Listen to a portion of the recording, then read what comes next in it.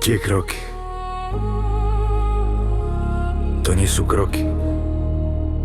To sú srdcia, čo utekajú pred sebou. A ja ich len zbieram.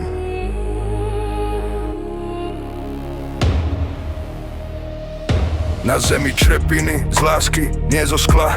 Každý črep spomienka, že niekto raz veril na zázrak. Vidím, jak sa lámu pod nohami slov, čo mali liečiť, no rezali jak nož.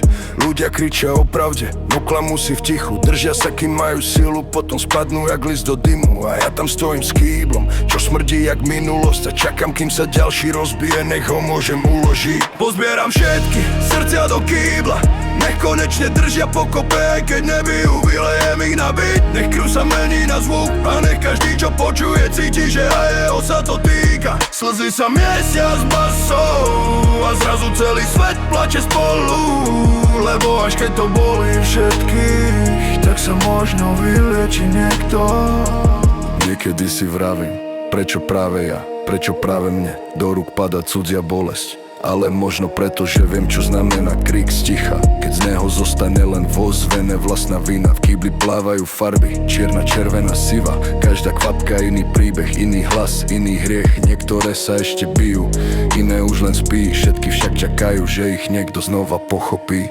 Držím ich, jak keby to boli hviezdy.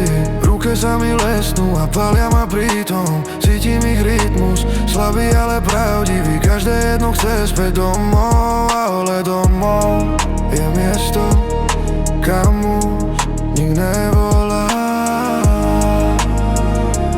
Kam už nik nevolá, kam už nik nevolá. A tak ich háčem späť do sveta, rozplačem ich, nech si spomenú, že cítili. Nech si každý nájde svoje, aj keď krváca. Lebo iba ten, čo plače, ešte žije. Nech to učí, nech sa trasú steny. Nech každý beat rozbije kietky. Všetko, čo zlomilo mňa, nech ťa vylieči. Lebo tento kýbel je tvoj nemoc. Zostal som s prázdnym kýblom, ruky mám červené, ale čisté. Na dne len ozvena tých, čo sa konečne naučili plakať. V tichu znie úľava, niečo vo mne sa konečne prestalo brániť. Už netreba zbierať cudzie kúsky, len držať tie, čo ešte bijú.